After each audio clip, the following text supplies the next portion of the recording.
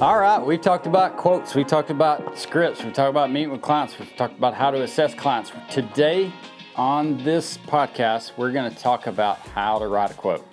We don't want our quotes to get ignored. We don't want them to get lost. We want the customer to know that we want to be the ones that do their lights. It's very important. You can be passionate about that. You can do it for the money, okay? I forgot to change my hat. I'm going to just do it mid-camera. I like changing hats. We're going to leave that in too. Just because I like hats. I wear hats all the time. Have a bunch of them.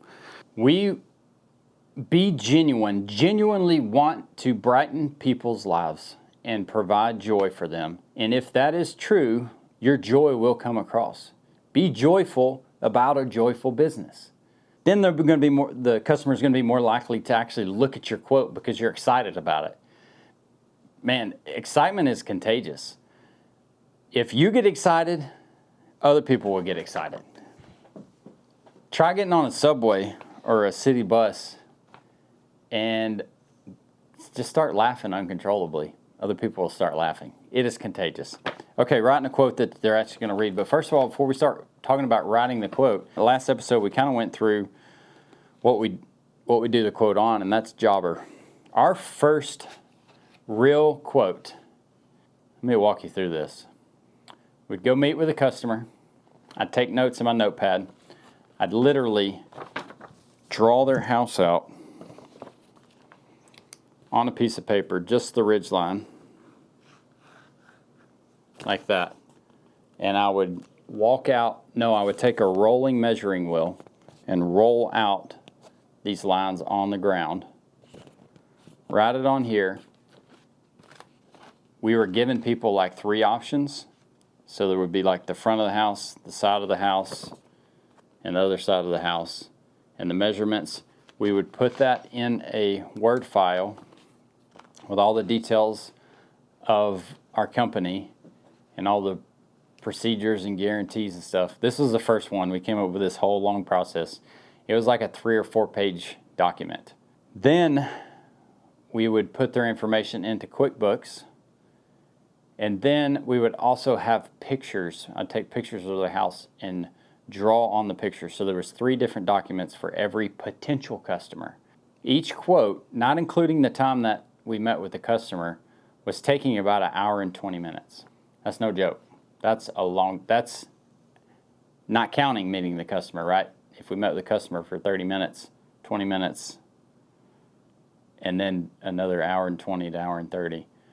Ridiculous. I was going, when we got to the point where we were doing 4 or 5 bids a day, I was going home at night and working on bids for 2, 3, 4 hours up to like midnight, and then get up and do it again the next day. Because we would do bids, go out and do the bids, and then go do some jobs, and then come home and finish up the quotes. It was awful.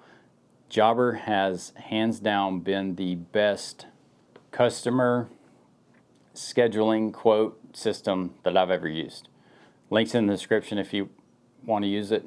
We get like a month free or 2, I don't even know, and you get something free. It cut our time down to what I was saying earlier, where I can give a bid on the spot. Here's our process. Customer calls in, my wife goes through the process with them and qualifies them, puts their customer information into our system, and any notes that she thinks that I might need for the bid. I go give the bid. I work up the quote on the job right there in 10 minutes, turn it into them, email, send, get a deposit if they're ready to go, and move on to the next one.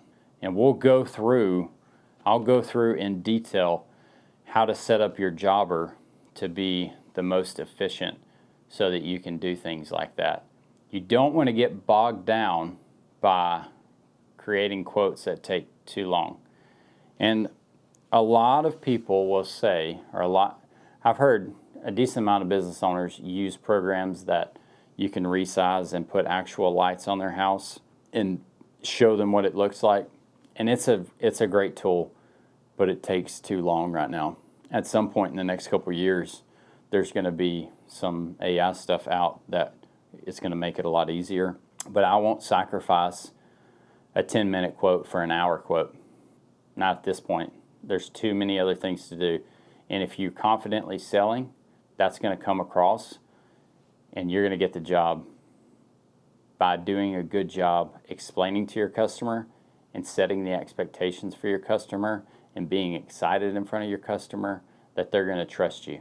What we're trying to do is build trust. We're trying to build trust in front of our customer, to our customer, where they feel like they can trust us. And we have to be honest, and we have to be genuine, and we have to be excited. And part of selling to people is understanding who they are and kind of matching their energy, but figuring out a way to do that where it doesn't feel like you're fake. If people think you're fake, they ain't gonna work with you. If they feel like you're fake, that means they don't trust you, and they're not gonna work with you. So when it comes to marketing and branding, and that's kind of the pillar of one of the things we're talking about here is making sure your quote looks good. The process of sending that quote through Jobber is that it's very professional. That's how we've done it for years. I got a quote the other day from a home leveler foundation guy for one of our rental properties that uses Jobber as well, and I loved it. It's been a while since I've actually sent myself a quote to test it, probably since last year. And I got the text. It was a text, simple, right there. Click on the link. Here's a quote. Here's what it's for. Are you good with this quote? Sign here. If you want to deposit, you sign here and put a credit card in.